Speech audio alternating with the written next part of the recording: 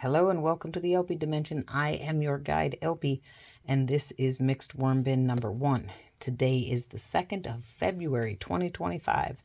Man, January just really flew by. And it has been 10 days, wow, since I've been in here.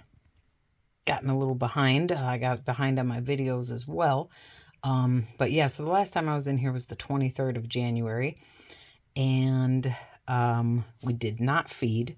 It had been 6 days prior to that. So I was in here on the 17th and I fed them a bunch of persimmons. And then on the 23rd, I checked in and they were feeding really well on the persimmons. We see some worms. Not a lot, but some. And so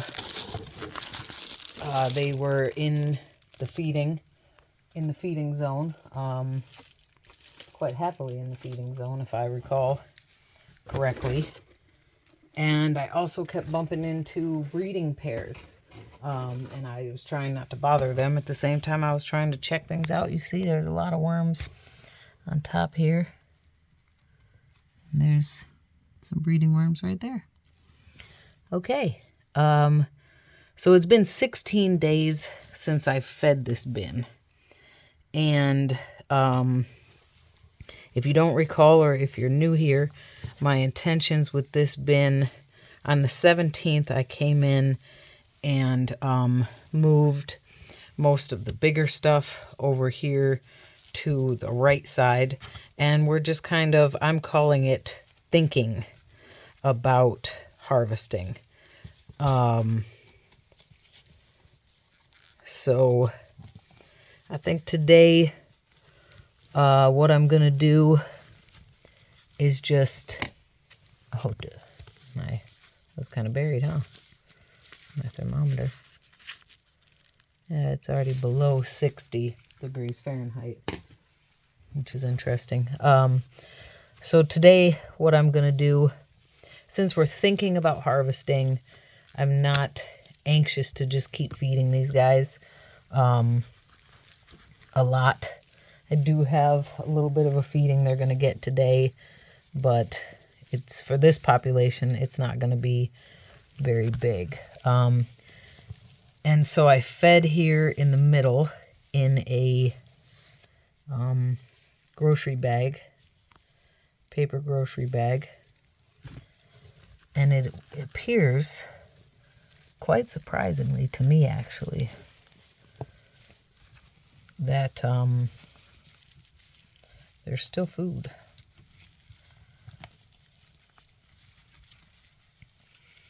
After 16 days, huh? Especially fruit at that. Although I have noticed that the persimmons, while they do start to, now I'm really surprised actually to see this. Do they not? Huh, what's that all about?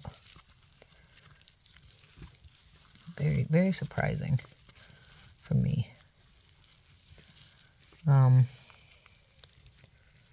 But still lots of worms in the feeding zone.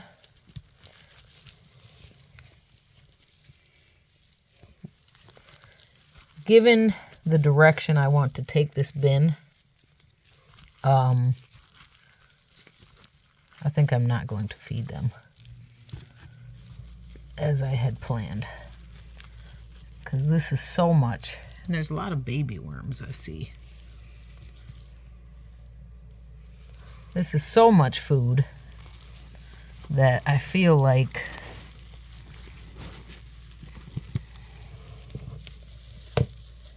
feeding them again is just a mistake. Or just not the right way to go. So, yeah, a lot of small worms I'm seeing, which is not bad. The only time a lot of babies is gonna alarm me, which I've seen before in bins 3 and 4, is when I'm seeing mainly baby worms and not adults, because then that'll make me think, that the adults died off and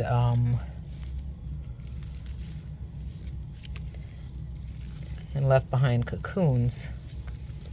So what I'm doing is sort of putting more of that paper down in there and sort of layering the persimmons more with the paper.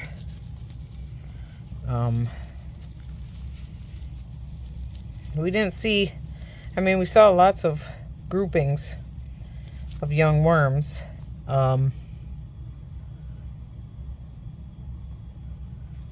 So interesting. Interesting. Now I know we had some breeders over there, but I am going to do some fluffing, at least in this corner, because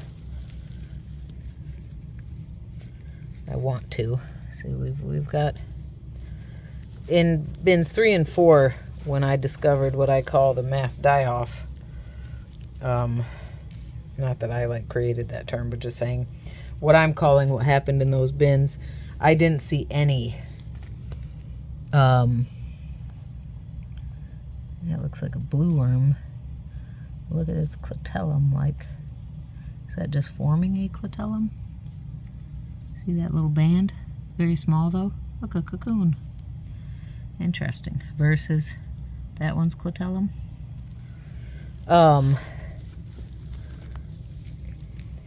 I didn't see any adults. I went in there. Here's some more breeders. And just discovered, oh, I'm digging that up, the feeding zone. Okay. I discovered a lot of, or only baby worms, young worms. I didn't find any adults. All right, well then we'll just kind of peek over here.